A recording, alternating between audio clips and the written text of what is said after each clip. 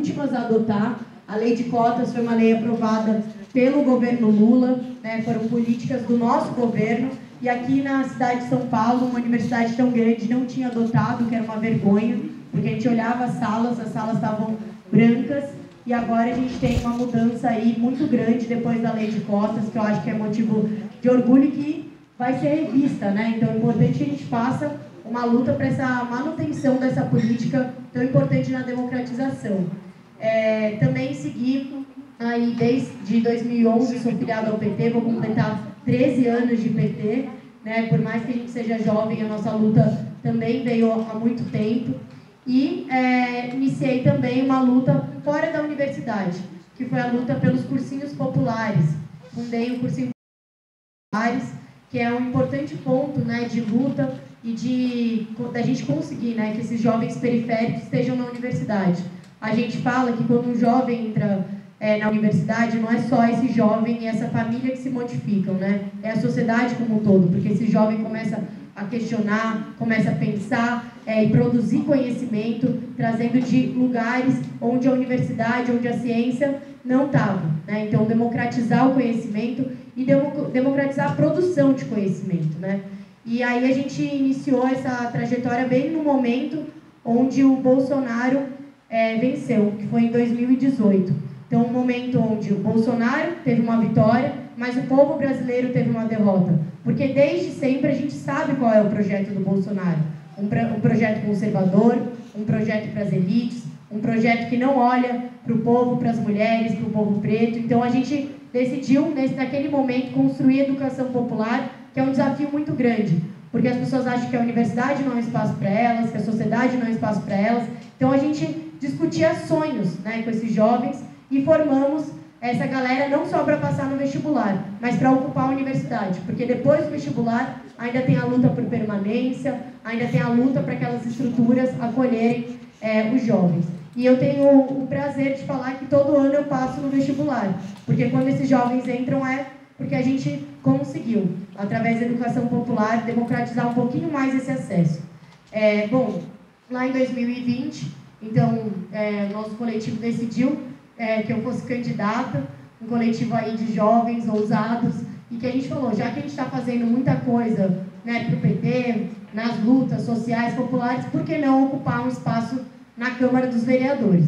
E aí, vamos lá, eu não fui eleita naquele momento, eu fiquei na 4ª suplência do PT, fui a segunda mulher mais bem votada na cidade do PT, a primeira foi a Juliana Cardoso, e fui também a mais bem votada da juventude no Brasil, né, do PT. Enfim, e aí continuamos a luta nas periferias, a luta com um coletivo nosso, que é um coletivo que está presente na Zona Leste, na Zona Norte, na Zona Sul, na Zona Oeste, está presente porque são pessoas lutadoras, que também tiveram uma história de luta que não começou ontem, né, que não começou hoje, que começou há muito tempo atrás, gente que lutou para ter a sua casa, gente que lutou para conseguir emprego, gente que lutou para estar na universidade. Então, são esses lutadores, essas lutadoras que eu tenho o prazer e o privilégio de lutar junto aí, não só por uma cidade, mas por um país mais justo. E aí a gente seguiu nossas lutas e, felizmente, em 2022, a gente teve a eleição de companheiros e companheiras, né, vereadores, para deputados estaduais e federais. Então, a gente teve a eleição, aí, a vitória do Donato, do Reis, do Suplicy, da Juliana Cardoso, do Alfredinho, que agora estão ocupando outros espaços e estão fazendo a luta do Partido dos Trabalhadores, tanto na Alesp quanto na Câmara dos Deputados, aí ajudando Lula e, por um lado, combatendo esse governo do Tarcísio de Freitas, né? E pude assumir agora no último dia 15 de março, então faz 15 dias que eu sou vereadora aqui na cidade de São Paulo, uma casa que tem 55 vereadores, mas apenas 13 mulheres, então a gente não chega nem a 30%, e dessas mulheres, se a gente for questionar, não tem mulheres, a maioria não são mulheres pretas, não são mulheres periféricas, e quando a gente tem essa figura, normalmente também a gente ainda tem que fazer um debate se elas estão do lado certo da história ou não, né? Porque não basta ser mulher, a gente sabe que a gente precisa avançar para as pautas de classe, para as pautas de raça, para as pautas de gênero. E sou a única mulher da bancada do PT atualmente e a mais jovem da Câmara dos Vereadores. Bom, e aí também faço parte do Diretório Nacional do PT, como membro, e agora acabei de assumir o espaço da Executiva Municipal do PT, e o que é muito importante desse diálogo com os diretórios zonais, com os diretórios espalhados aí pela cidade. Porque a gente sabe, gente, que se teve alguma coisa que fez o Lula ganhar, foi a militância. Foi a gente, né? Foi a gente indo pra rua, foi a gente levando xingo, foi a gente, às vezes, debatendo até com a família, com conhecidos, com amigos, deixando de falar com gente, porque a gente acreditava num sonho, que era colocar o Lula lá, e que era também combater o Bolsonaro e o bolsonarismo. Então, as eleições de 2022 foram um marco, e também um respiro. Um marco porque a gente derrotou o Bolsonaro nas eleições, nas urnas, e um respiro porque a gente pode construir agora uma nova política. Mas eu queria também deixar um recado aqui. A gente venceu nas urnas, mas a gente não venceu politicamente. Ainda tem gente que defende o Bolsonaro.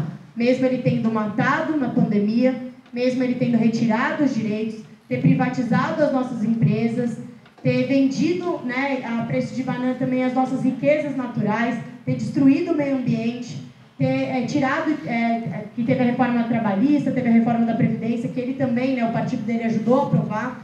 Então, tendo feito, né, alianças internacionais, que não eram as alianças que a gente vinha construindo, a gente vinha construindo alianças na América Latina, a gente vinha construindo alianças para o desenvolvimento do Brasil e do mundo. Então, assim, o Bolsonaro realmente retrocedeu, né, há anos na história, né? Então, essa vitória que a gente teve nas urnas ainda não foi uma vitória política, porque a gente ainda vê muito racismo, a gente ainda vê muito conservadorismo no nosso país, e a gente ainda vê gente defendendo o Bolsonaro. Então, é preciso que a gente faça muita mobilização, e por isso que